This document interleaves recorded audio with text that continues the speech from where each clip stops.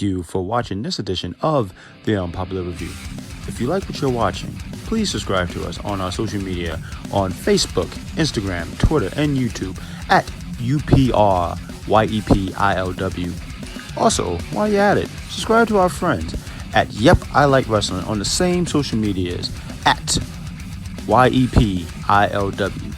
Yep.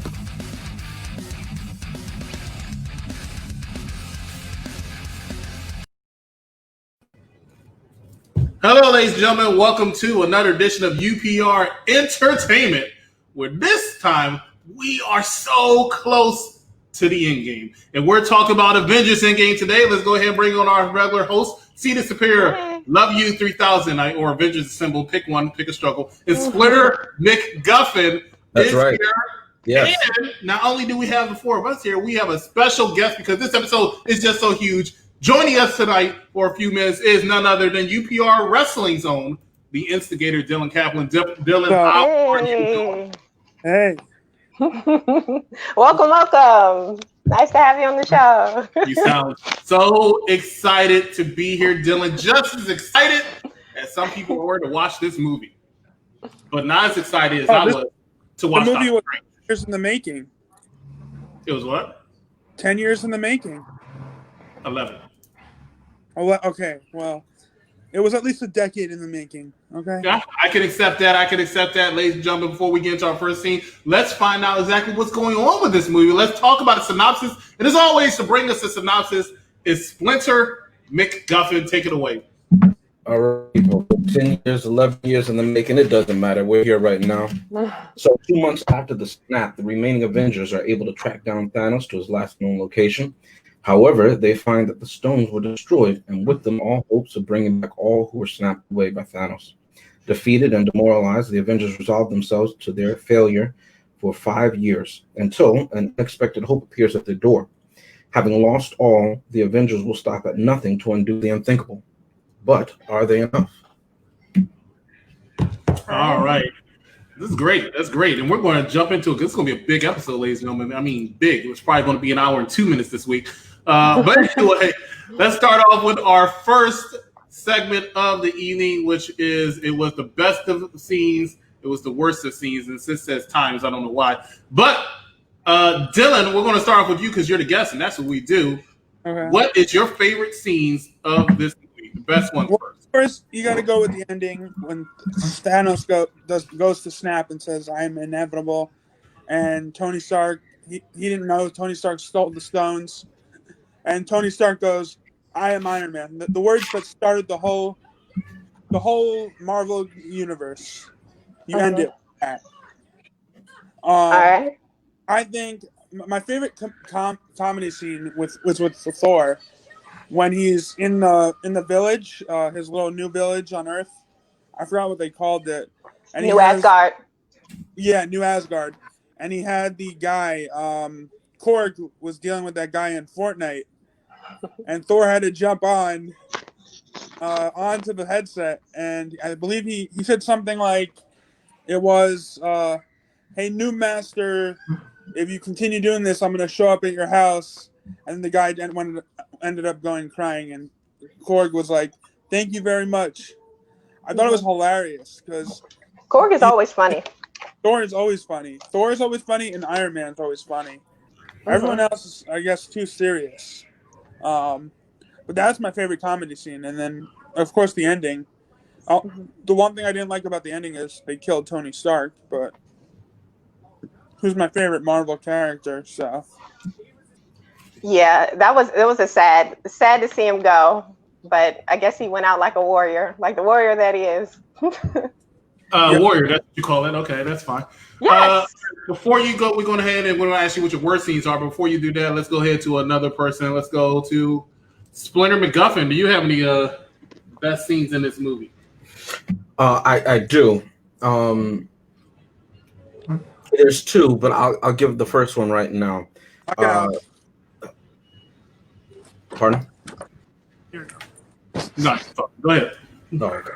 But the first one that I liked was when after they have the plan, spoiler alert, and they split up into teams. Rocket and Thor go to Asgard, right?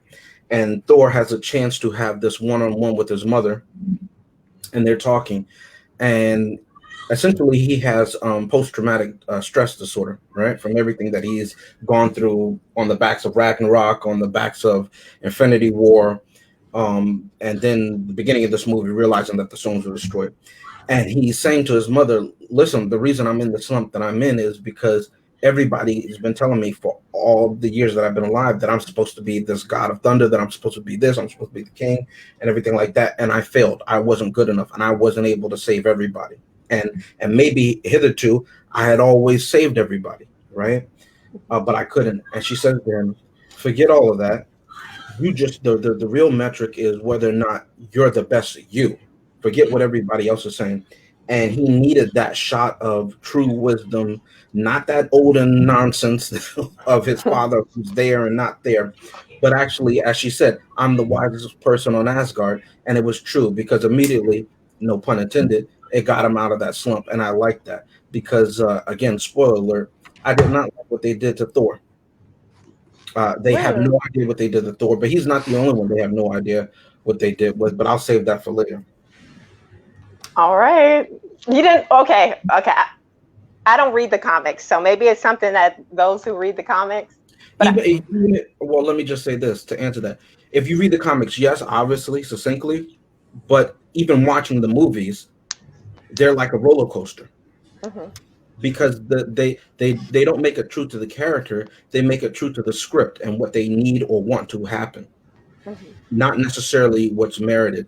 And I think that's a big problem with this movie. But again, I'll jump into that later. I just want to answer your question. All right, I'll talk about my best scenes next. My favorite scene, of course, I have to piggyback off of what Dylan said, but it was such an epic scene. There's very few scenes. It's very few things in movies or life, anything that gives me goosebumps. Wrestling gives me goosebumps a lot. When the Philadelphia Eagles or the Pittsburgh Steelers win a championship or Super Bowl, I get goosebumps. I still get goosebumps with the scene where on your left, all those out from Doctor Strange, who communicated to his little protege and stuff like that, all the way to Earth, and they open up the portals and everybody comes out. It's still a very intense scene. It's still a very good scene. I also like the scene, and I'm trying to just limit my number because there's a lot of scenes I like in this movie.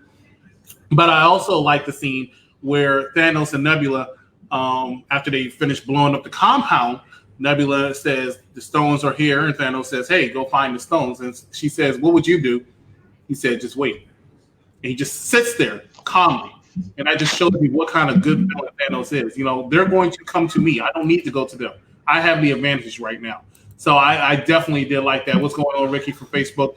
Ricky from Facebook says Dylan's going down in our promo battles. Not the time to talk about it. Dylan, don't say anything to that. Ricky, do not mention that. Mark from Facebook says, oh, God, James doesn't like Endgame 2. LOL. And Ricky from Facebook says this was a great movie. But those are two of my favorite scenes in this movie. I'll let it hit Avengers Assemble. Spoiler alert, his name is Avengers Assemble. I wonder what his favorite scene is going to be. But Vic, go ahead and take it away.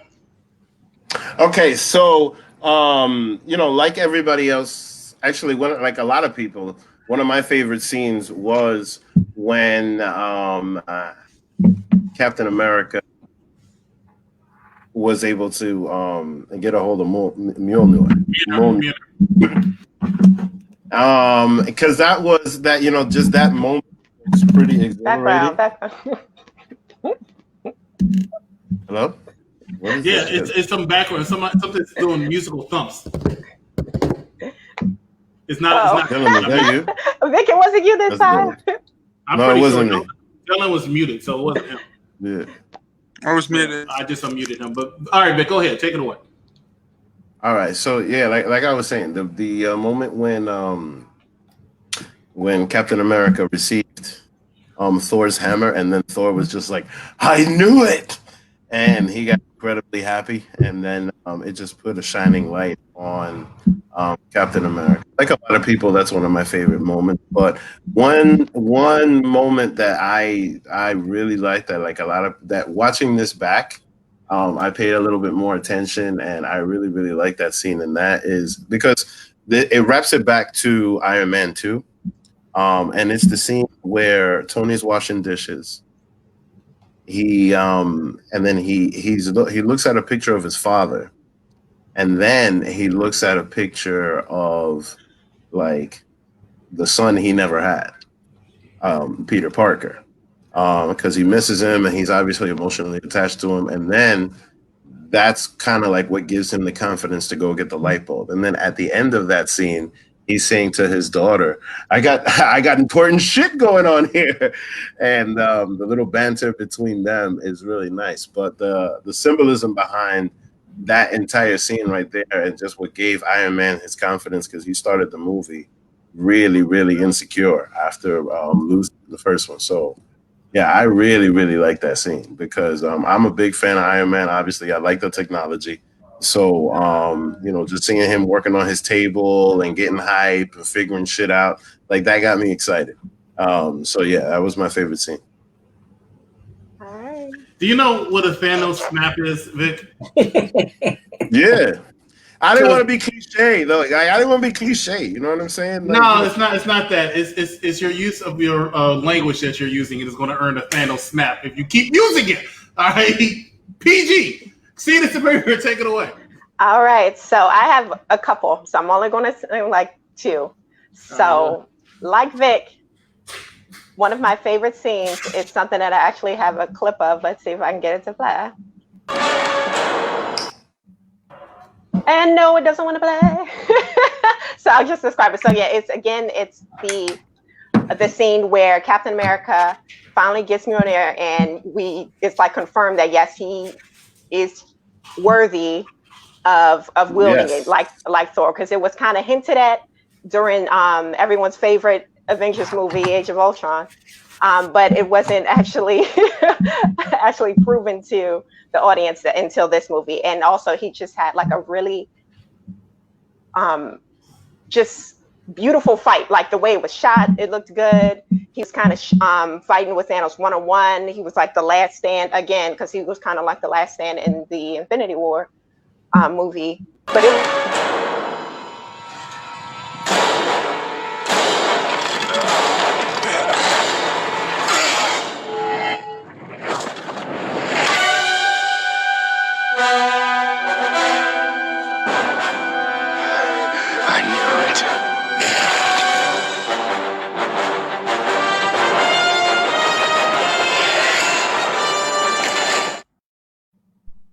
There we go. That was my favorite scene. But outside of that scene, the action scenes were really good to me. But some of the, I guess, quieter scenes were really awesome. Specifically, the first scene of the movie. When I first turned it on, I was just immersed, because you got to see Hawkeye, and they kind of go into his relationship with his daughter, and you kind of see him on his ranch and living his everyday life.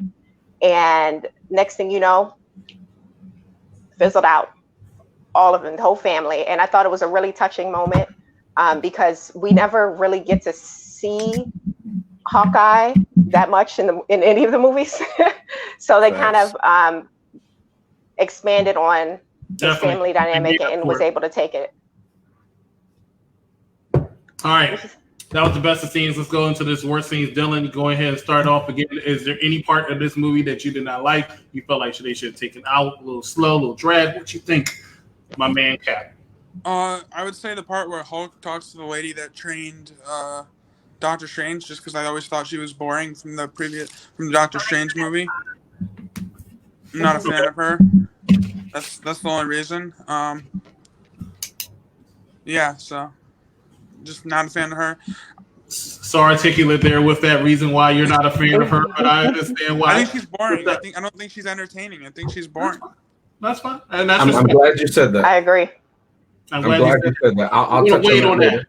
We're gonna wait on that. Mm-hmm. Avengers Assemble. Did you have any scene in this movie that you weren't a fan of? Me? No. Avengers Assemble. He's trying to assemble his thoughts right now. It's still assembling.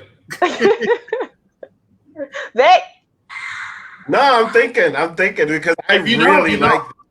If you don't, you don't. I just don't like. I really like this movie. Like that's the thing. I really do. Because I mean, all right, I'll get into later why I really like this movie. I mean, I'll tell you one thing. I wish I could have seen more Morgan. That would have been I don't know. Morgan, the child. The little girl.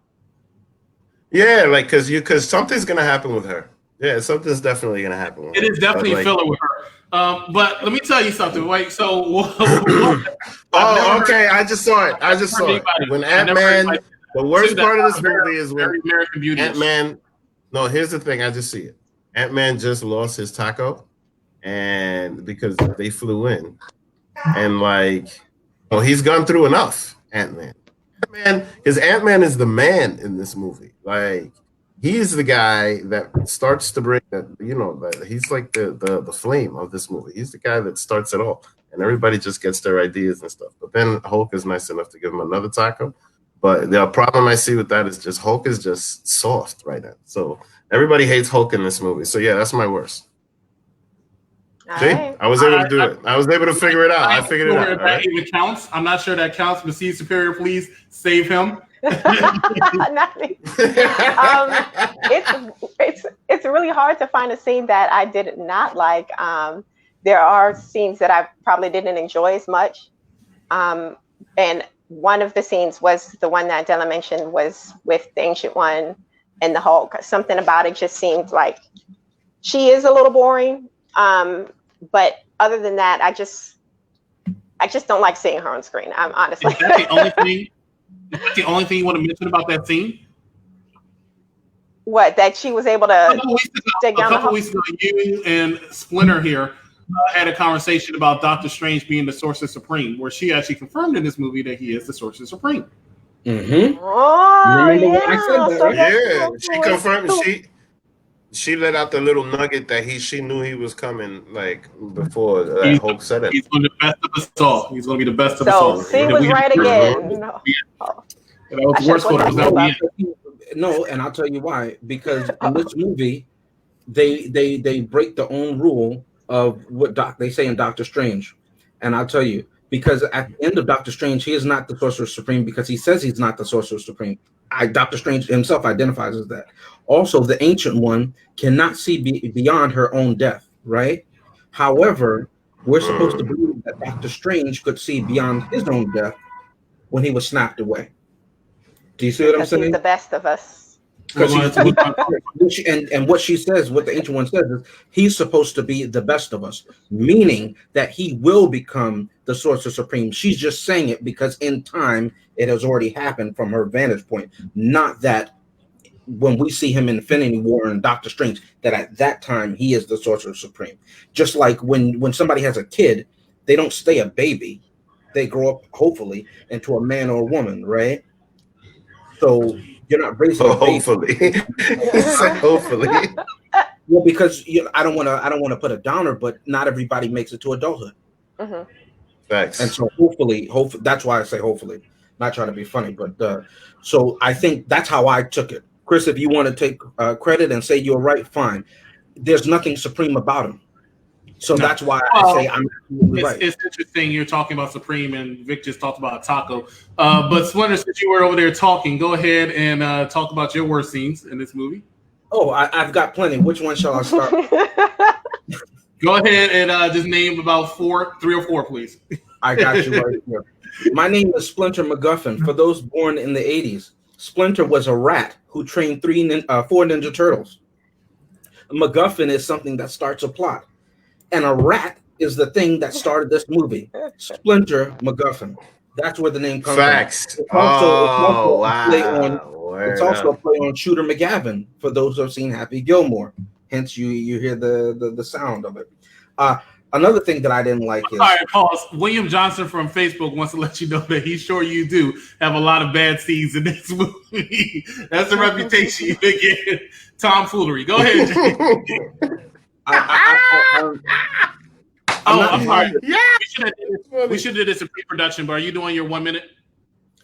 No, I'm getting it out my system now, but William just stopped me. I'm looking forward to that, but okay. Right. I'll give you 1 minute. I have 1 minute of tirade in me. Just give me a second, okay? Go ahead. But to William, everything I've said is factual. Again, but because it doesn't have punchy run, because it doesn't have flashy things, because it's not like this. You all don't like it. They're talking. What are they talking about? I came here to see people fly around. It's not interesting anymore. Anyway, a rat started this movie. A rat started this movie. Another scene that I didn't like. Doctor Strange holds up a waterfall. When I think of wizards, I saw Harry Potter. Harry Potter, who was like year one, he was doing incredible stuff. They traveled through time. They did all of it. He didn't even have the time stone. She had a way back. Okay. In this movie, all he's doing is creating shields and holding up waterfalls, and then sees all the way over a battlefield and looks at Tony, and Tony has great vision. Tony has what that vision is without the helmet. And he sees them, he's looking. And Doctor Strange, even though he's holding up the waterfall, he goes like this. And my heart in the theater was like palpitating because I said, this is the most exciting thing I've ever seen. It makes absolutely no sense, but it's so visual. I love it. Oh my God, CGI. I've never seen CGI before. Right? I didn't like because he was a terrible wizard. Lord of the Rings, terrible wizards. They did absolutely nothing. Yeah, absolutely nothing. I didn't like the fact that Tony Stark was broken like he was in prison. What is going on? What is going on? Who bent Tony Stark over and just destroyed his confidence? What do you mean? What are you talking about? What do you mean? What do I mean? He was like a victim. He said Thanos. He was a victim. He said Thanos rubbed the planet in my face, and I'm scared. I don't want to do anything. I just want to shave. That's all I want to do. I don't even want to go back. He was broken. All that bluster that he was talking, all the thing. Here's my address, Mandarin. Here's the woman I love. This is where she's living. Shoot missiles. He had all the confidence in the world. That was 10 years ago. Now he's tired of fighting. That's a fact. He said, "Here's my address. Come get me. The woman I love lives here with me." That happened in the movie. Don't even say it's not. Yeah, he was a victim. So was everybody else. But he had a suit of armor, right? Wasn't he doing like this? Nanotech? Didn't he do all of that in Infinity War? Kid, what are you doing here? You're not an Avenger yet. You don't know what you wasn't he all that bluster? He got his butt whooped one time and then he was shook. Thanos bent him over. Thanos should have won. All right. And the ancient one, as I said before, she can't see beyond her own death, but somehow Doctor Strange, when he was going like this, he could see beyond the fact that he was killed. That makes no sense. But anyway, somebody else take it. I'm good for it. We'll wrap this scene up. Well, I'll be the last one that want to go ahead and wrap this up. I was going to say 2, but now James makes me want to go 3. So let me go ahead. I actually wrote notes for this one, ladies and gentlemen. Let's see. We'll start with this one. This scene. I have to go order in order. Captain Marvel comes in after, Thanos says, rain fire. These missiles or beams or whatever, beating everybody's butt, like destroying everything, including his own men, just taking care of business. Pew, pew, pew, pew, pew. Yeah, pew, pew, pew, pew. It's great. Great job, right? Captain Marvel comes in, smashes this ship, and everybody's like, oh my God, stop, because the ship starts firing them and starts firing Captain Marvel. Now, I'm going to relate this to another scene from another movie. This is the movie I actually liked, but did not like as much as it should have been, and we'll talk about that in a couple of weeks when we review this movie. But one of the reasons how come I dislike this scene in this movie is because they had a villain who, even though he was kind of boring to me, was kind of bad butt. Really a bad butt. But then somebody comes and he says, I believe in justice, right? And it starts whooping this guy's tail throughout the rest of the movie. He leaves, go say some people in the apartment building. Then he comes back, right? It says, is this guy still bothering you? And it hits him, right? That's what I felt like when Captain Marvel just came out of nowhere and smashes the daggone ship, and the ship breaks in half. Is this guy bothering you? And then boom, that ship's credibility is gone. That leads into another scene that I hate. She goes and she takes the stones from Spider-Man, who, by the way, that's another scene. Let me talk about that briefly. I'm sorry. I won't go for it. Black Panther, right? He takes the stones. The best scene. I forgot who he took it from. Somebody started off with it, right? He took it from Hawkeye. He took it from Hawkeye. Give it to me, right? So he gave it to him, right? 5 seconds later, Black Panther's on his head. Did you see all that ducking and dodging he was doing? He was really about to be on the Olympic the ball. sprinters. If you play football and somebody says, he says to the quarterback in the huddle, hey, give me the ball, right? Give me the ball. I'm going to run into the end zone, and then I fumble it. Oh, you I are agree. fired. Thank You you. are fired or you are traded. So I don't want to hear that. That scene pissed me off. So I got to talk about that, but that's fine. So then Captain Marvel takes the stones, and then Spider-Man, is all, I don't know how you're going to make it through all that. And I'm like, mother effer, did you not see what she just did? Right? She just went through a daggone ship that's about a football field long and cut through it like butter, right? But for some reason, she needs help. So Marvel has to be all, hey, Wonder Woman, guess what we got? And decides to bring in every single woman that's ever been in the MCU for backup for Captain Marvel, who just literally ran through a ship that was bodying everybody. That scene did not make a sense to me, if I can coin a phrase from out there. And we're about to end this segment, and we're about to go commercial, but I will talk about one more scene. All right? One more scene. Actually, two scenes that I'm combining into one. All right? The Hulk is a shadow of his former self. I remember this guy was in Harlem, right? This guy was in Harlem, destroying everything with abomination. Thank you. But Facts. for some reason, they female genitalia this guy the entire movie, right? The entire movie from from movies past all the way to now.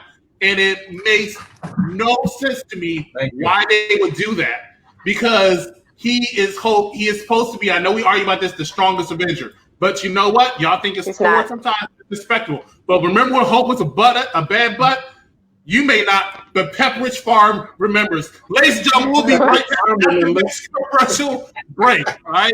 Stay with us. Unpopular reviews. Like, love, and share.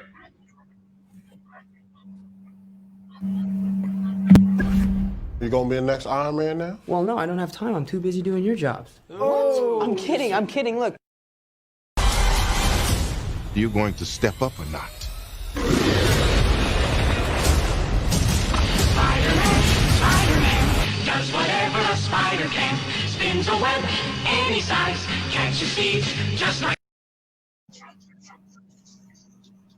Ladies and gentlemen, we're back. We're reviewing Avengers Endgame Unpopular Review Entertainment Edition. Executive Consultant C, the Superior, Avengers Assemble, and Splinter McGuffin. Please make sure that you're loving, and sharing this. Dylan, thank you so much for joining us as we go into our. Thank you for having me on.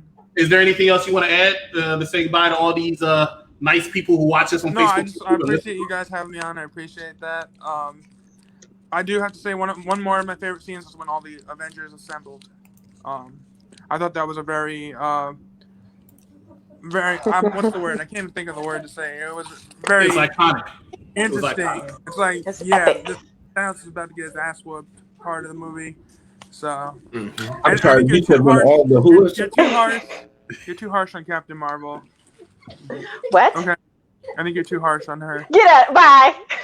Did you say when all the Avengers assembled? All the Avengers assembled, yes. What scene was that? What scene I was would that? say she's the strongest Avenger. The scene. She can do the whole shit by herself. Those people were Avengers? Bye, Dylan. Thank you for joining us. We'll talk to you later. William Johnson from Facebook says he hated that SJW. We agree. Getting your butt whooped will do that, and Hulk was humble. Ladies and gentlemen, we're going from that segment to talk about some of our favorite quotes. We call this segment Quotables, and we're going to start off with none other than Splinter McGuffin. Splinter, if you have any quotables, please. Oh, I got him. I'm giving special salute to my boy Thanos, who should have won even in the sequel. Okay, they did to him what they did to Hulk, and they cheated him. Okay, but my number one Thanos quote is this one right here. Wait, here we go. In my years of conquest, violence, slaughter, it was never personal.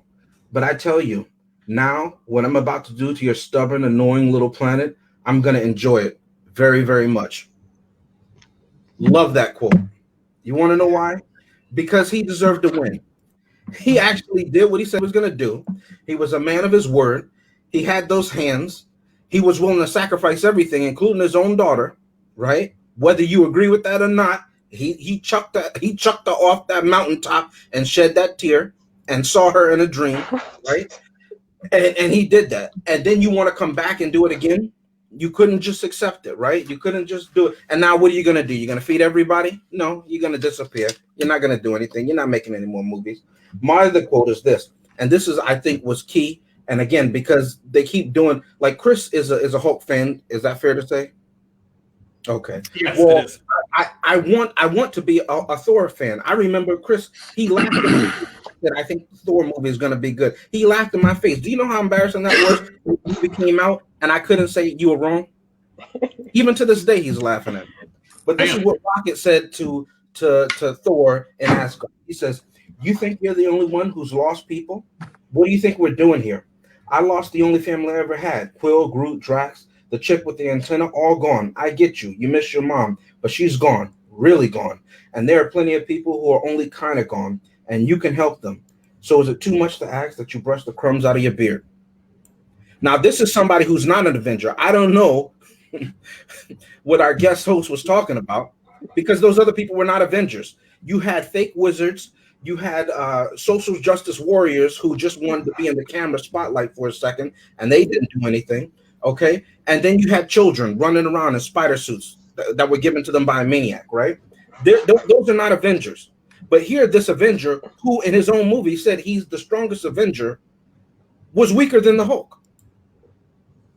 He was beaten. I didn't know who I should hate more: Tony the Broken, Thor the Broken, or Hulk the Gelded. I think we're too hard on Thor. You have this person, Rocket, as I said, if you rewatch those movies, those reviews when we did of Guardians of the Galaxy, I said this is the only movie series where you actually see, other than that, and Ant-Man, in my opinion, where you see the characters grow. And especially if you look at Guardians of the Galaxy Volume 2, how selfish Rocket was, you see him actually growing and learning. You see that with Nebula. How is Thor in all these movies? How are all these people in all these movies and they don't grow, they don't change? The Ancient One, Captain America, is still chasing after Bucky. Tony still is refusing to sacrifice, even though everybody in the whole universe lost everything. He's got his woman, he's got the kid, he's got his money, he's got the houses, the fame, and everything. I can't lose anything. I'm broken. I got beat up in a fight. Quotables, everybody, quotables. The Hulk, in the Incredible Hulk, which this movie is supposed to be part of the MCU unofficially, he had already gained control of the Hulk. Then he did it again in Thor Ragnarok. He lost it in this one, but now he's a soft, giant green monster who does nothing. Nobody grows in the MCU, but it's visual galore. I'm not an infant. That was my one issue, because he was nowhere in the final fight. If you look at the last final fight, where was the Hulk? Where was he in Infinity War? Where was he? At least he was on the battlefield. It's like we get one shot of the Hulk, jumping out of the hand of Ant-Man when he was large. And then after that, nowhere to be found. He did nothing in this one. He could barely hold up the building. He snapped people back. Don't do that. I agree with you. Man. He did snap it back. Don't say he didn't do anything. That wasn't the final. That wasn't the final fight. Gamma radiated.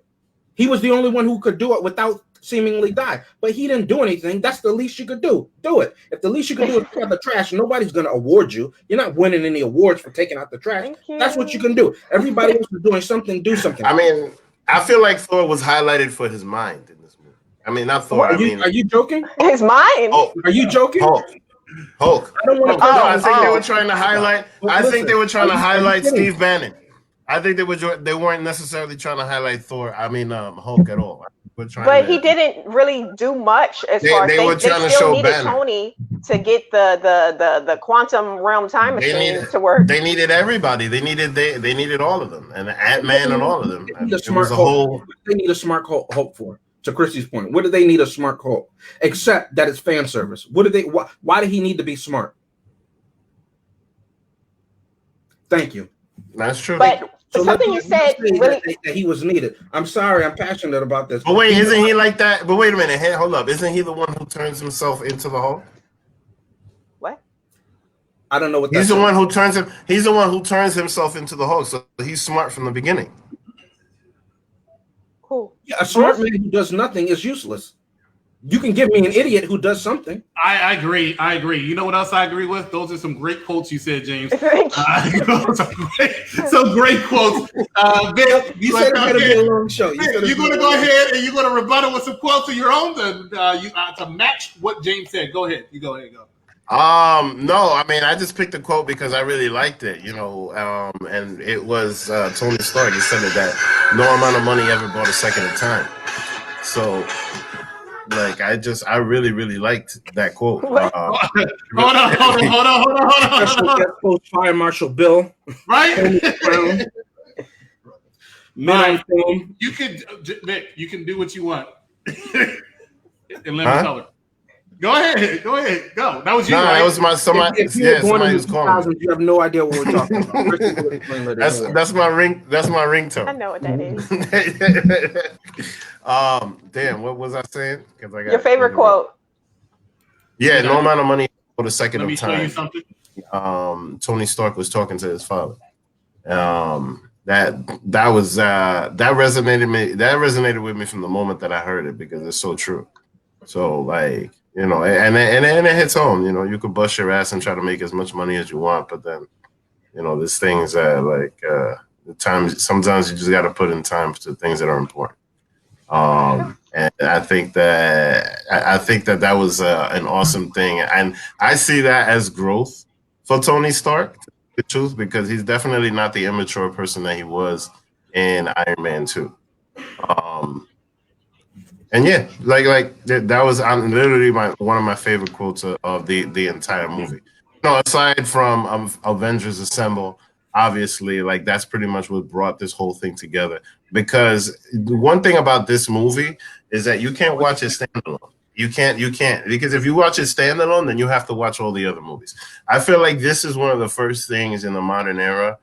Man, you sell it. Where you have you can tell his profession, right? You can tell his profession. One of the reasons why you have this house is because of the backyard. And here's the thing with the backyard.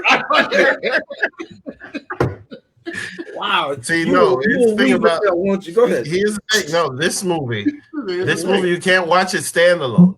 You watch all of them. You have to watch everything together. Why do I need to watch all of them?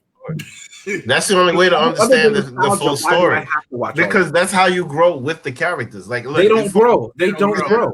They do because look, for example, for one of the best scenes for Thor, at least showing his growth, was when he receives Mjolnir again, because he says to himself, "I'm worthy," because he lost confidence in himself because of what happened. Just like Tony Stark, he lost confidence because he lost a match, and now he goes, he talks to his mother, and his mother sees him all fat and shit, and she tells him to eat a salad, and then he reaches for the thing, and now he knows that he's worthy again, which is awesome, which makes it the whole everybody feel good, because you kind of get like this, you get like this revival of the character, and then all of a sudden Thor has two things now that fight with, and now he's just way more confident in his abilities and everything. I'm actually excited to see what he does in Guardians of the Galaxy. There you go. Ladies and gentlemen, and now to wrap this up, but wait, to wrap this up, wrap up this quotable. Yes, the thing about this movie is the thing about this movie is that you have to see all the movies so that you can see the growth of the characters. You have to give me an example other than the hammer that he's caught in every movie where they've grown. That's all I'm asking. That's all I'm asking. Look at Tony, because Tony was all focused on children. Don't do that, Mark. All focused on reproduction. He was being a father figure. 11 years ago, right? In Iron Man 1, Tony was selfish and he thought about himself. Precisely. Now he doesn't. After he's defeated by Thanos, what did he say? Do you remember? What's that quote, Vic? What's that quote? That's what Tony is thinking. He says, "Listen, Cap, even if I help you, I have things I can't lose. I'm not willing to give everything it takes." That's what Tony says. I can rebuttal the Thor quote. And he changes his mind because he was scared. when he sees with his 20/20/20/20/20 vision I got you, Vic. across the battlefield. That's the only time he changed his mind and thought of everybody else and was willing to sacrifice. But before that, Tony Stark thought about himself. So if you want to give that slight change and say, "Ooh, that's how he got into heaven," all right, fine. That's change in the MCU. No. But he was. I got you. This is how Thor grew. This is how Thor grew. Okay. He's gonna be Avengers Endgame. He went for the head. I say. Now we're going to go for my quotables, right? This is my quotable because I want to talk about it. First of all, I'm upset. You want to answer in living color? I don't know. But so Damn it. how do we hear it and you don't? I don't understand. So I'm not upset because one of my quotables actually was what James said, and that is, all my years of conquest. I loved it. You know what? Give it up for Josh Brolin, MVP. He delivered these lines so cold, like a good villain. It was great. So I'm not going to mention that, but I want to give it a shout out because it was a great quote. The other Thanos quotable, because let's be real, it's Thanos. Because I even say this, I'm just throwing it out there. I'm just throwing it. When he was watching his future, and after he saw that Thor went for the head, he said, and that's destiny fulfilled. I loved it. Anyway, so one of this, I say this scene all the time when I'm playing somebody Madden or WWE 2K or cards or anything somebody challenges me in. You could not live with your own failure. And where did that bring you? Yeah. Back to me. Everybody. I can't wait to say that to an ex-girlfriend. Anyway, so that's what I'm trying to say. That's that right there. All right, so I love that line. Another line, and I'm actually going to toss something up there. But another line that I loved in this movie, believe it or not, did not even come from Thanos this time. So y'all probably looking around like, oh my gosh, what could it possibly be? And I don't remember what it is. So because I really wanted that scene, and it's bothering me that I wanted that line that James said, and it's bothering me that I get it. And then I had it, but James and kept going so long with their quotables, it kind of made me. All right. Anyway, so it actually was a Thanos quote. It is going back from an old movie when Scarlet Witch actually started challenging Thanos, right? And Scarlet Witch said, "No, I won't. Took everything for me." And he looks at him so cold. And James will remember this from Home Depot days. So James was like, I don't even know who you are. It reminded me of another movie back in 1993, a very controversial movie, but it was a scene with these two. Him right here and Chun-Li. Right? When Chun-Li says, "You burnt down my father's village and killed my father," and then he looks at her after listening to that for 5 minutes and says, "I'm sorry, I don't remember any of it. To you, the day of life grace your village was one of the most memorable days of your life, but to me, it was Tuesday." And that's what I got from that Thanos and Scarlet Witch scenario. So that was also a quotable for me. I loved it. It's actually in our commercial leading up for this program. So that's me. That's James. That's Vic. Quotables. We haven't even gotten to recasting, but like I said, big time, right? Chrissy, take it away. Your last one on quotables. All right. So I got a couple, like 4. So bear with me. And are you going to tell us why you like them? All right. So one of the first ones was, of course. Don't do that. Okay. One of the first one I thought was funny. So it was when Ant-Man was talking. He said, "I think you look great, Cap. As far as I'm concerned, that's America's ass." Of course you would say that. Awesome quote. Okay. It was funny. Okay. And the next one. All I heard was Ant-Man trying to shoot a shot, but that's fine. Go ahead.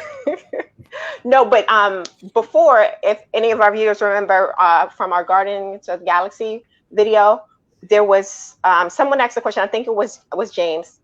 Who's smarter? Was it Tony or is it Rocket? Like, who's more intelligent?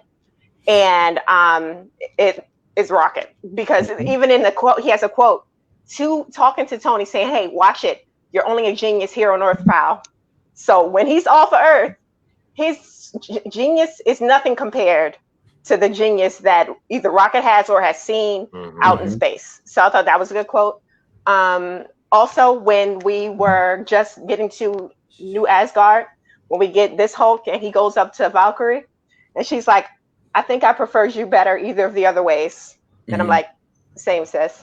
So my last quote is probably going to be, oh, okay. So this quote, I don't really hear a lot of people talk about it because it was in Japanese, but if you looked at the caption, it was really good. So it was, Hawkeye was fighting this one guy, and he said, I never did anything to you. And Hawkeye said, you survived. Half of the planet didn't. They got Thanos. You get me. And he kills him. Thought that was a good one. And it's finally, the final one that I wrote down is actually a Thanos quote. I'll join in with the rest of you all. It says, as long as there are those who can remember what was, there will always be those that are unable to accept what can be. Thought that was cool. So you got to tear it all down. That was one of mine. I like that. I like that quote. So yeah, that's pretty much it. Was a good quote. It was a good quote. I feel it's ungrateful. You know, these are ungrateful people. You know what I'm saying? I saved your planet. I killed all these people so you can prosper, right? Yes, I should be grateful I killed for all you these killing people. half the people. I actually did it where y'all are actually with your loved ones so you can watch them and say Did goodbye. anybody ask him though? Did anyone ask him? This you don't need to be asked. The strongest will. Never mind. Look, so you got that issue, right? And then not only did I do that, I did y'all a favor by wiping out the entire Spider-Man cast. So when they come back, they're all the same age. I did so many good things for you, and you're just being so ungrateful. Makes no sense. Ladies and gentlemen, we'll go into our next segment here. It's called Recast It, where we talk about some of the scenes. The people in the movie where we would think somebody else would do just as good as a job, if not better. And we're going to go ahead and start off with Vic, who will tell you why this person is just going to set up for the next movie. So, Vic, go ahead and talk about who you think should be recasted in this movie. I would replace Spider-Man with Toby, original Spider-Man. That's the only one. Because everybody else, like. Can you imagine old Toby, Mr. Stark? No, they could. No, I mean, like, no. They didn't have to make him a teenager. I don't feel so good, Mr. Stark. Could have done it because here's the thing about Spider-Man is that it's not, Spider-Man and Spider-Man is the character that introduces that pretty much lets you know that the MCU is their own universe, has nothing to do with the comics. Very, very different from the comics. So can you make that make sense? What you do? Okay, the movies are something that they created themselves. Aside that not necessarily came from that has to follow the story of the comic books. Okay, and Spider-Man is the perfect example of that. Because prior to this Spider-Man, we've never seen a Spider-Man that was a teenager and that was all this stuff. You never saw an interaction like this between Iron Man and Spider-Man. Iron Man, where Iron Man sees him as a son or anything like that. I've never heard of that anywhere. I've never heard of that whole scenario in cartoons or in comics. So, like, in the comics, he's mostly known to be a teenager. 1, 2. The reason why he's supposed to be Tony Stark's underling or protege is because Tony Stark is the thread throughout the MCU. And 3, the third one, in the first Spider-Man Sam Raimi movie, he was supposed to be a teenager, even though the actor was older. That's not an actors to play younger. The movie starts out they were in high school, as does Amazing Spider-Man. Yeah, but look, the thing about it is that there's no crossover was because there was no MCU when those movies were made. Well, no, but I'm not talking about those other movies. What I'm talking about, I'm just using that character because I feel like he was a better Spider-Man. But the thing about this, what the point that I was making with Spider-Man is just that they basically just made this story just to make the movie, not necessarily because it's following the comic books. Like, because I've never heard of a situation where they pretty much just setting up Spider-Man to be the next Iron Man. Because that's what they're doing. In the Civil War. You know what I'm saying? So, like, I've never seen some shit like that. You know what I'm saying? So, Mark says true. MCU has the character, but it doesn't have to be one-to-one with the comics. Toby's still old, though. Yeah. Vic, you are my man. $100,000. I'm going to have a prerequisite everything that I said. My man, $100,000. My boy for life. You're my tag team partner, which you said made absolutely no sense. I don't know where you get. I'm gonna let you save yourself. I'm gonna let you save yourself and go to your next recasting. You know, all right? I'm sorry, but just in the comic book, in the comic Civil War, Spider-Man actually does become Tony Stark's protege, so to speak. And Tony Stark is the one to convince him to reveal his identity to the public. We can tell. Okay, that I didn't know. Okay, that's good to know because that I didn't know. Because here's the thing. Like I've never seen anything like that. Not in the cartoons, not in anything else. So I'm just like, all right, this is new. No, it's fine. It's fine because you have people in the comment section who are talking about stuff they have no idea what they're talking about. And speaking of not knowing anything about anything, James is wearing a Dragon Ball Z shirt. So obviously, this man has got some issues. Okay, Chrissy, you gonna be next. Great anime, I like it. Chrissy, you gonna be next. I'll go after you. I guess. Well, not. It used to be. I'll say that. All right, guys. So I only did one this time because I felt really strongly about this one. Ooh. So hey, don't be looking at stuff. I'm trying not to, but it just popped up on the screen, and I'm like, ooh. Yes. So of course, this one. This I have decided. I've made the executive decision to recast Captain Marvel, and to the person who originally should have played this character from the beginning. I don't know why they didn't contact her. Boom, Mackenzie Davis would have made the perfect Captain Marvel. She would. Nice. She's a great actress. She's fit enough to be believable in the character. She's just all around awesome. They should have picked her. You might know her from Terminator, Dark Fate. But again, she was also in a couple of other movies, but not so much as the main character. But if you ever seen Terminator, Dark Fate, 100% she can be Captain Marvel in a second.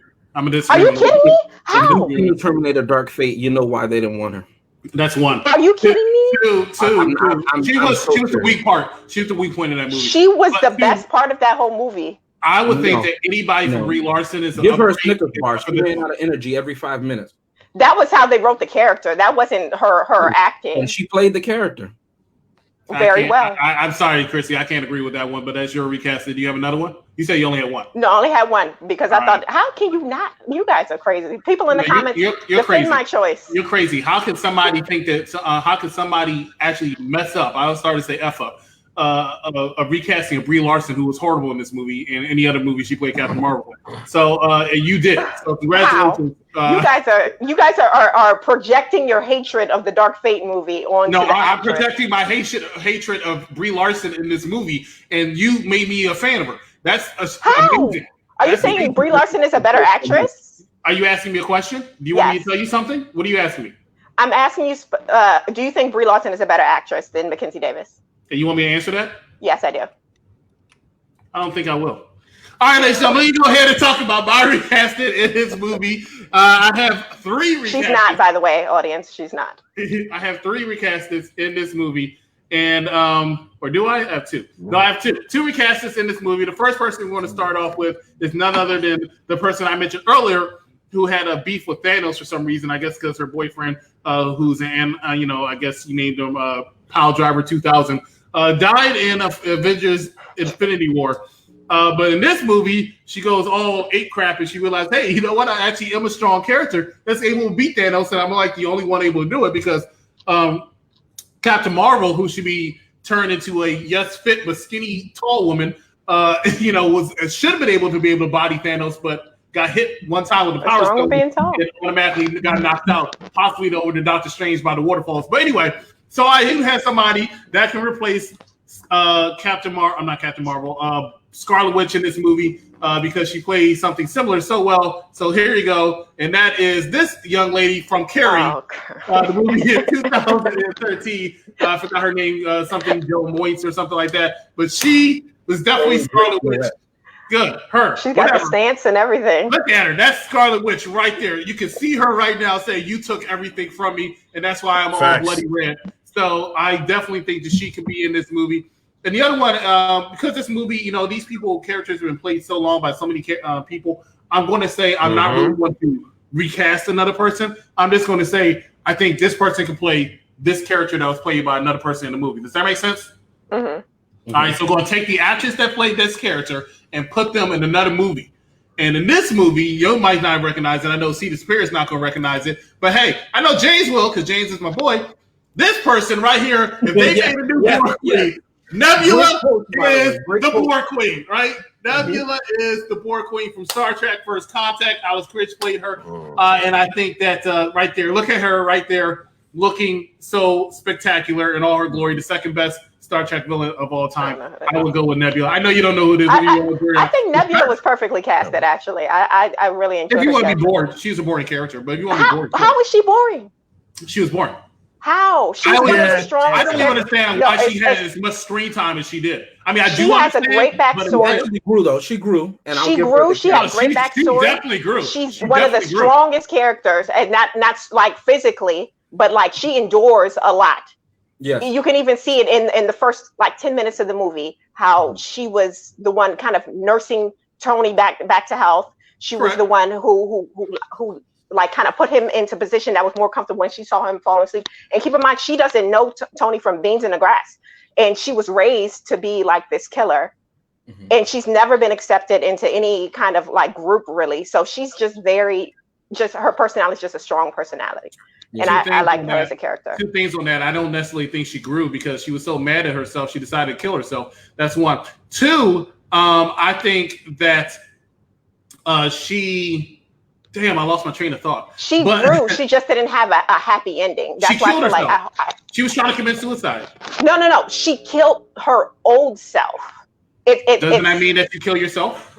No. It's like... You're about to try to explain it like Avengers Endgame. We're going to talk about that on Final Thoughts. James, go ahead with your recasting. Well, listen, I have 3 this time. I really got into it. And this was fun. You know, everybody's talking about, Brie Larson. I think they hate on her. I liked her in Scott Pilgrim versus the World. I did. Okay. But I said to myself, if I'm going to recast Captain Marvel, who's it going to be? And just looking at this one right here, I said, you know what? I think I have somebody. And here it is. Ellen DeGeneres. Right here. There you go. Wow. Not only did you get that, you got the most unflattering picture. You got the most unflattering picture of Ellen DeGeneres. Hey, I didn't take the picture. You got the most. I didn't take the picture. I don't. Listen, it's not face. I'm just saying that I think that she can do it. She can do it. She can do it. Could she not do it? Don't hate on my choice. You got the most Roland Daggett picture of Ellen DeGeneres, and you're going to. What's wrong with this picture of Ellen? She looks like Clayface. Smiling, bro. What are you talking about? I'm a fan of Ellen. That's not a flattering picture. Listen, that's not a flattering picture. Listen, I have no love or dislike of her. You know, she's just another person. But anyway, going on to my second recast, you know what? We gotta do it. We never really do it. Robert Downey Jr. has been in there, for all of the movies. He's been in there, but maybe you want a fresh face. So I thought this guy right here from Let's Go to Prison. As you can see, he Tony Stark perfectly. Both of them crying in the corner. Look at that, useless, right? This is a movie. Thumbs down. This lawyer who has no street smart and no fighting skills. He gets sent to prison, and he's roommates with Chi McBride's character, who uses him as his jail wife. And they make toilet wine together. If you've ever seen this movie, I don't know how many people have seen this movie, but this was my Tony Stark pick. I think, and little known fact, he's the voice of Lego Batman. Did you know that? Oh yes. Oh nice. I didn't know that. You see, I'm bringing in ties, huh? I'm bringing in ties. But finally, and Chris, you're gonna love this, because in the last movie they made him a woman. You know what I mean? And listen, it's 2020. So you can do whatever you want. I don't own the character. But in Infinity War, he was a woman. In this one, he was just castrated. But I like this one the best. This is my best version. I like this one because, again, as I said, in Infinity War, he was a woman. In Endgame, he was castrated. But I thought this was the best version of this character right here. You see that? This one has testosterone. Y'all just keep hating on this. This Hulk looks angry. Yes. He looks like he's not all there. He looks like he will rip you apart or stomp you to death You see what I'm saying? And he actually looks like he can do damage. Mhm. Do you see that? That's from Incredible Hulk. Okay, but instead I got this. That's what they gave me. I paid for this. I paid for that. I paid for that. But when it came to the table, it was that. You know they try to make him look handsome too. Like I saw that coming. The distinguished gray hair. Did you see that? The distinguished gray hair. Why would he have that? Why does he need glasses? Mind you, when Black Widow passed away, when she gets killed, he got so upset he picked up a picnic table or something and threw it halfway across the riverbank. But if it was the version that James just put up, it would have been in Mexico. So I want to let everybody know that he definitely was not as strong as he used to be, which is probably why, and I'll revert back to Batman versus Superman when Doomsday was fighting Superman and Wonder Woman. I'd say Superman and Wonder Woman because Batman was somewhere the coil was hiding. That's what the Incredible Hulk was doing at the end of Avengers Endgame. Ladies and gentlemen, that is James Recasted. That is the segment Recast. We're going to take a quick commercial break. When we come back, we're going to talk about our final thoughts. Hey, we're at the 1 hour, 1 minute mark. What did I tell you all, ladies and gentlemen? Avengers Endgame does that for you. Make sure you stay with us. Final thoughts next. Final thoughts. Yeah, stay with us.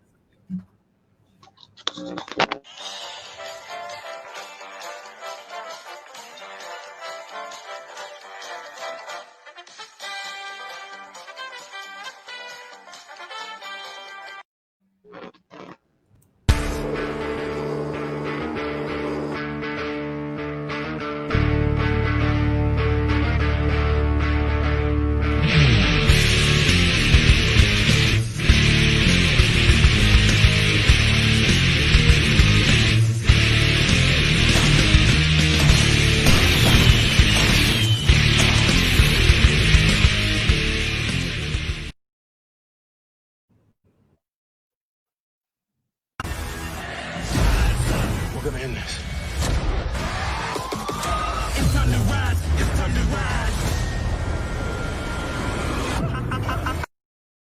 You need anything else? No, I'm fine.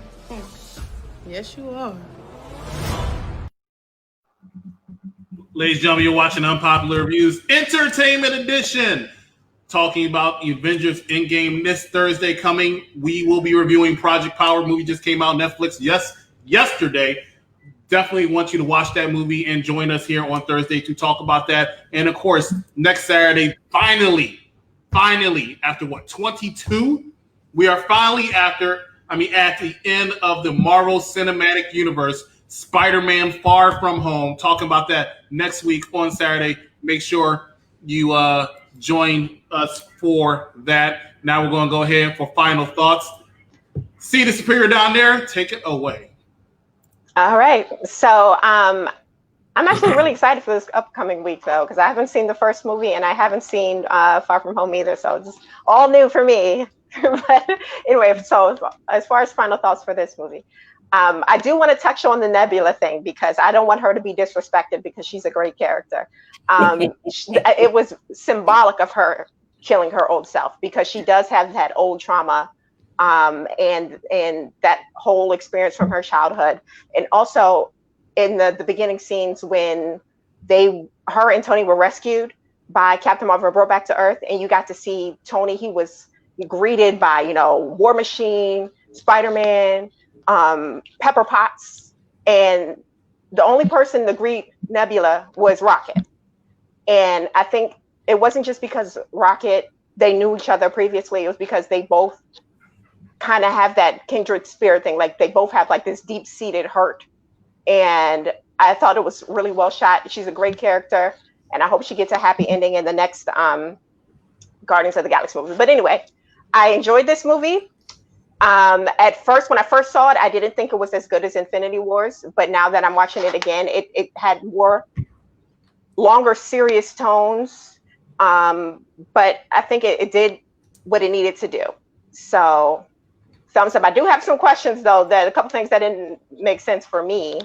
But as far as the Hulk not being in the final fight whatsoever, even though he's probably one of the strongest people there. And also, this really bugged me.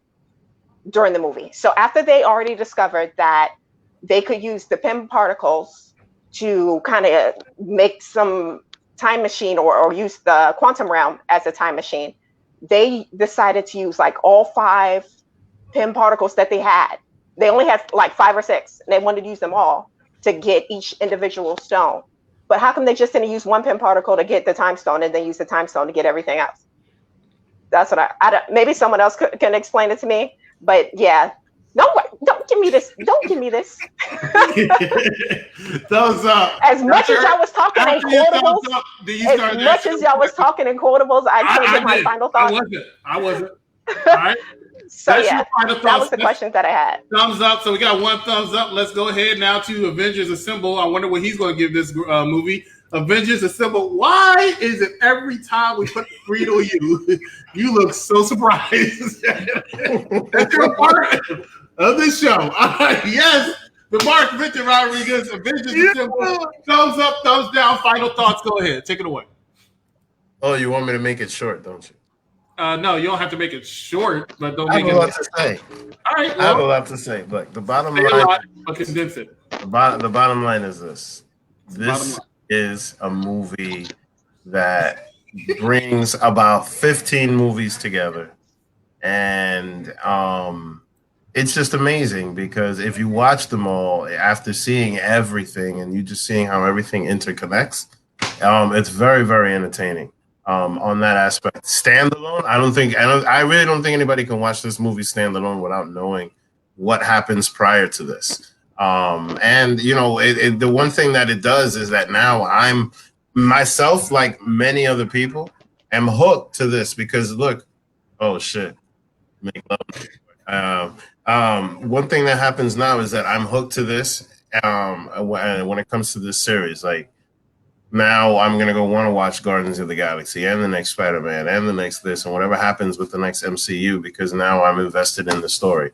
And just that part of it is incredible. I really, really, really love what they did with this movie because this kind of makes it seem, this movie in particular makes it seem like all of these movies are just one big movie at the end of the day. Like when I first heard that it was 3 hours, I thought it was going to be very, very difficult to watch at the movie theater.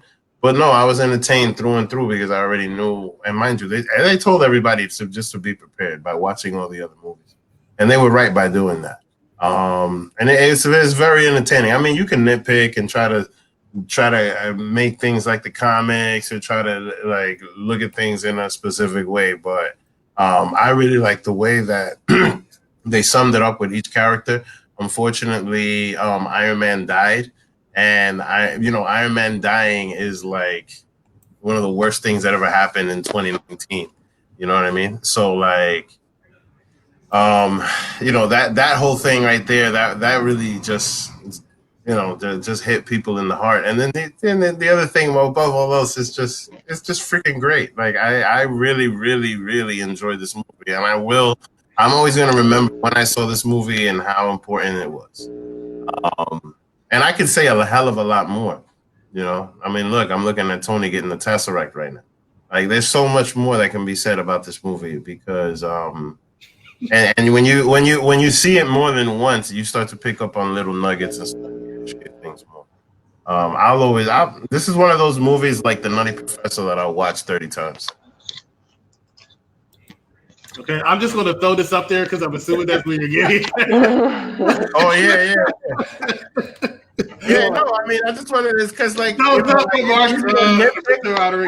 like, obviously, like, nobody likes that Thor was soft and Hulk was soft and things like that, but I kind of get it because it also brought back the original Hulk in the Avengers movie, and you could clearly see the difference. And I think that, like, I seriously think that Hulk was made that way to piss people off by design. I think that was by design because I think there's going to be more Hulk. I see Hulk coming back in the. Here we go. I see another movie. I see another movie for Hulk. There we go. There we go, ladies and gentlemen. I'm about for it to have another movie. I see another Hulk movie coming. That's 2 thumbs up. Now let's go to Splinter McGuffin. Are we going to continue this trend, or are we going to go for 3? I'm on the edge of my seat to find out if I'm continuing this trend. First, let me just say this. Hi, kids. Hi. Hi. I'm a blockbuster. Listen. Yeah, I'm not reviewing 22 movies. I'm reviewing one movie. And the one movie doesn't make sense or not. That's the only question I have to answer. Are there characters in this movie that I like? And does it benefit that I've seen other movies in this series or anthology of films? Yeah. But this movie alone, no, it's not good. There are sequences in this movie, and I know, I'll just call them fanboys and girls. They're going to jump down my throat. But the whole scene when Hawkeye and Black Widow are slapboxing on, hell, you know what I mean? And we're supposed to be like, who's going to sacrifice himself? I could care less. I was just like, can we speed this up? Let's get back to more interesting people. They never were serviced properly. I could care less. Hawkeye, because he lost his family, even though he's been killing people for years, working for S.H.I.E.L.D., now he's a killer of anybody who's done any crime. Okay. I was about to say something that would get us banned on this channel, but I won't do that. But yeah, because Hawkeye lost family, now everybody's got to go. Okay. The fact that, again, as I said in Infinity War, there's no heroes because nobody's willing to sacrifice everything. Chris just mentioned her, as I call her, the War Bride. The War Bride had the power to stop this in the first movie. And to answer Vic's question, the reason they didn't is because they wanted more money. And who is they?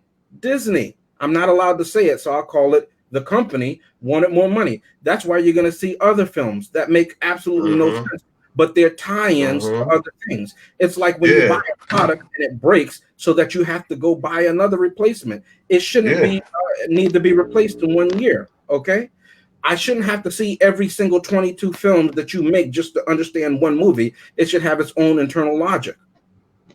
Case in point. But 3 things that just popped up into my mind that just, for me, encapsulate this movie, other than the great ones that I thought with Thanos. In the first one, it says that Xandar is destroyed when Thanos was going to get the Power Stone. Now, if you watch the other movies, as according to Vic, you know that in Captain Marvel, Xandar was fighting a war against the Kree. Right? Didn't they say that in Captain Marvel? So when Xandar destroyed by Thanos, and Thanos is known throughout the galaxy or throughout the universe, where was Captain Marvel? She was a ghost because she wasn't casted yet. That's why. That's why it's in the script. They forgot. Or they didn't care. It didn't make any sense. I mentioned her before. I'm going to mention her again because she might be the MVP, the War Bride, as I call her. And also her unused female characters. But I wanted to add somebody else because I think it's unfair. All those strong female women that we've never seen do anything before except 3 of them. Right? So who else are we going to add to this? I thought that this person would be great. And let me just add this to those female warriors right here. This guy, you remember him? Wow. Then he put fear in my heart just like those women did. So I wanted to add him in there. And then the last thing is this. In the first movie, the buildup, I remember everybody saying, oh, you're going to find out when the next movie comes out and you pay $12 because you want to see it in 3D. Or if you live in any other state, $20-something because you're going to get popcorn, right? And you're going to find out where that was the only way. In this movie, they set up the Ancient One says, really? He just gave up the Power Stone? he just even Tony Stark said, that didn't even make any sense. Why did he do that? There must be a reason. And then at the very end of this movie, when the wizard was holding up the waterfall, because that's all he could do. He was the Sorcerer Supreme. That means the best. Don't get out your dictionary. That means the best there will ever be. All he did was hold up a waterfall because it takes a lot to hold up water. We saw the last Airbender, right? And while he's doing this, he looks with his wizard vision, right? And Tony Stark looks with his human vision. I mean, his MacGuffin vision. I mean, he's the star of the franchises, right? And he sees them all through all the bodies, all the smoke, all the debris, all the blood. He sees them all the way over there on the other side of the football field, right? And then he goes like this. And then I'm saying to myself, oh, yes, that explains it. That explains why he just gave up the time stone. And then when I got back home, I said, no, it didn't. They just wrote that in there as a cliffhanger, but they never explained it. You know what, though? I figured it out because I'm smart. The reason why he told Tony that was because he never liked Tony. And he said, I'm going to get this man killed. And he liked the smartest man in the series to kill himself. He says, this fool thinks I know what I'm talking about. I don't know what I'm talking about. I was a punk. I was more of a punk than him. I gave up the He got stabbed. And then I said, no, wait. I let him get healed. I let him see his kid. I let him see his girl. And then I'm going to hold up my finger and he's gonna throw it all away. And I'm going to laugh because I'm the Sorcerer Supreme. That was him. He was laughing. He turned his back. They could write that in. The stone, he turned his back. I can't even watch this. This dummy. Anyway, when am I going to give this excellent movie, the Citizen Kane, this greatest of Marvel works? Oh, it's a thumbs down, baby. You know what's coming. Oh my gosh. In its final form, we have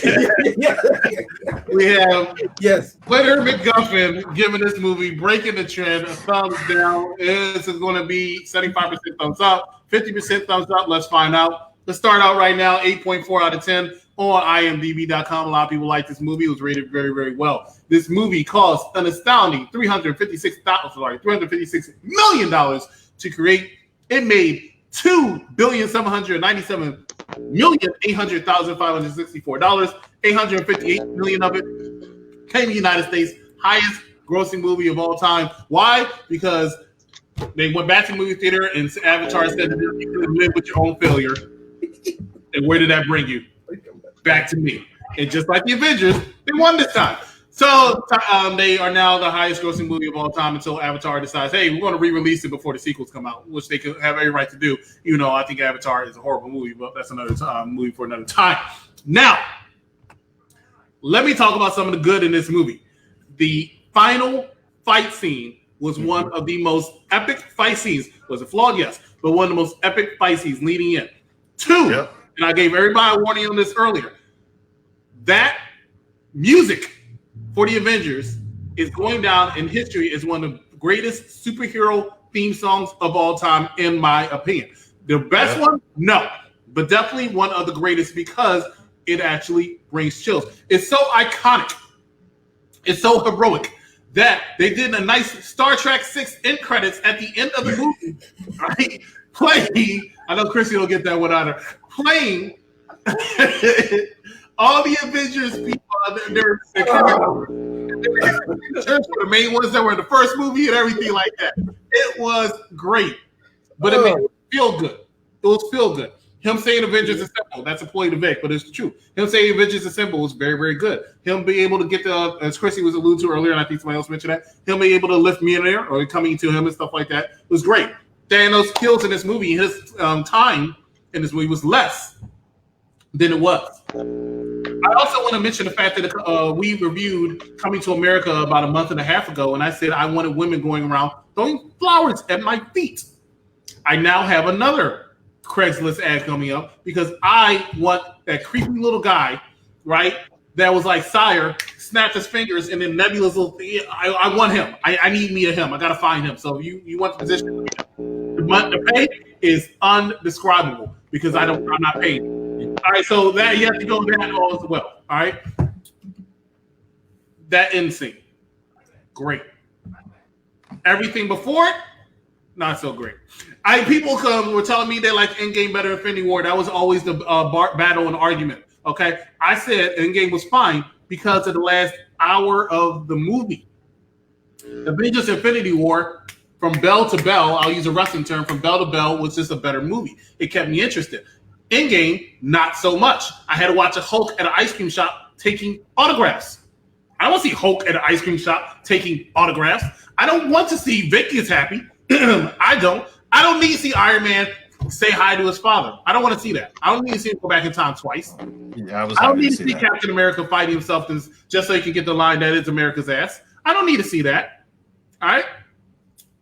I don't need to see Chris Pratt dancing again. Don't need to see it. All right? And nobody, honestly, I respect the scene. There was a great line coming from that scene. You can say Tom Fuller or you want. But I did not need to see Thor's mother. Nobody missed her. Nobody missed her. That one person wanted to see Renee Russo again. I'm sorry. And I don't understand how Natalie Portman. It is silent. Eat a salad. That was awesome. Yeah. That whole situation was awesome. I'm sorry. A 2-second line out of a 3 hour and 3 minute movie is not going to win it for me. Okay. Oh my God.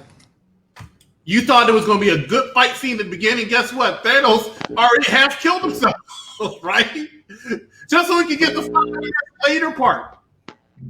Not happy. I got to see a fat and drunken Thor, and I kept waiting for him to come out as real Thor. That was crazy. Never happened. But hey, I got to see that rock guy again. Yeah, I'll never forget how many people laughed in the movie theater when that happened. Oh, of course, because it was unexpected. Crazy. And I was fine with it because it was unexpected. But exactly, that's the whole purpose of it. Okay, stop. In fact, let me do this because I think you thought this was a back and forth. It's not. Back and forth. It's the truth. You don't need to explain. You don't need to explain. I'm telling you my final thoughts on this movie, right? And I actually got more notes for you. You thought I wasn't enough? I got more notes for you. Horror Queen. Don't worry, she got help where? This guy's still bothering you. Thanos dies in the future. Oh, here you go. Doctor Strange, right? When he finally meets Iron Man again, Iron Man says, I don't care if people dying around me. Hey, Strange, is this the scene? Is this the one where we're gonna win? You gotta let me know. I need a spoiler. Spoiler alert. If you want to flash any crap in front of my face, flash a spoiler alert. Hey, are we gonna win? Guess what Doctor Strange says? I can't tell you. If I tell you, it won't happen. Guess what happens 20 minutes later? Yes, exactly. Guess what, Vegas? This is the one right here. Place your bet. So I had an issue with that. I had an issue when I had to listen to them because they had it all word of corny Ant-Man gimmicks, right? Where they're like, oh, hello. This is not how time travel works. Yes, this is how time travel works. Did you not see Star Trek or Back to the Future or anything like that? Guess what? That's not how Star Trek works. Even if you're making fun of yourself, I can tell you I'm not Star Trek. That's not how time travel works. Nebula killing herself in the past kills herself in the present. Okay? That's what happens. You can't have a present if you don't have a past. That's one. Loki getting the Space Stone and vanishing, going somewhere, changes so many timelines. Am I happy Loki's alive? Yes, I'm happy Loki's alive. But he's not there for Thor 2. He's not there for Thor 3. And he's a crucial part of all these movies. So what's going to happen now? It makes no sense. I got to agree with James on that. It makes no sense. Captain Marvel, Brie Larson. That's all I have to do with that. Scarlet Witch should have bodied Thanos. The minute Thanos said, you cannot live with your own failure. Scarlet Witch should have said, I'm coming for you. I don't need nobody to open me up. I'm coming for you, okay? All right? It made no sense. Nebula should have killed herself. Hawkeye, somebody said it earlier. I don't understand why Hawkeye's killing everybody. He lost his whole family, so now I got to kill everybody. Everybody died anyway. We just go and kill everybody. Yeah. Right? But now all of a sudden I have a tear in my eye because I see Black Widow. And hey, now I want my family to live. So I'm going to go ahead and kill myself so you and them can live instead of saying, Black Widow, yeah, you're welcome. Go. I want to see my family. I killed all these other people. I might as well let you die too because my family's the most important. So to make a long story short, after 22 movies in 3 hours, where they only had one good fight scene, am I giving this a thumbs up or thumbs down? This guy put the thumbs down earlier. You were wrong. It's a thumbs up. I love this movie because of the ending. I love this movie because of the ending. Only because of the ending. Okay? The beginning part I was not a fan of, but in reality, I understood why they did it. They had to pay, after 22 minutes, they had to pay a homage to everything that led up to this movie. I respected it. I just thought it was boring. That's it. All right. Loki doesn't change timelines based on. Listen, that's not how time travel works. And I'm not saying I'm an expert, but if I go back and I kill myself at 22, I'm not seeing 23. I just don't see how you could say that. Yeah, because it wasn't a future Loki. It was the Loki from that time period that went back. So what Chris is saying is accurate. You got to rewatch that movie and listen to what they're saying. I have one last quote, Chris, if we have time before I go. You know, when I heard everybody. Huh? It's only hour 20. When I heard everybody's review, I thought to myself, I wish somebody would say, I wish somebody could say to me, I sense your pain, share it with me. Because that's how I feel right now. Okay. This movie was trash. But I tell you what, though, this movie is definitely going to be a thumbs up compared to what we got to watch next week. Oh, I guarantee. Oh my gosh! I guarantee. I guarantee. Spider-Man, Far From Home. Next Saturday. You thought Tony was gone? You thought Tony was gone? Hey! Even dead. I'm the hero. Magic glasses, magic suits. I haven't seen it. Spoiler alert. Strangers, All right, and a smart idiot. All right, you go ahead and you watch it because we're reviewing this Saturday, this Thursday, Project Power. Looking forward to seeing that. I haven't seen that yet, but hey, this movie got 3 thumbs up. Was it perfect? Definitely not perfect by any means whatsoever, but it was very enjoyable. It was very respectful, and it nicely wrapped up everything. Like I said, I got goosebumps, so I have to give respect to Avengers. And guess what? It was definitely better because Scotty did not know. It was better than a Euro trip. Ladies and gentlemen, thank you so much for watching us. Have a good night. Bye. But yeah.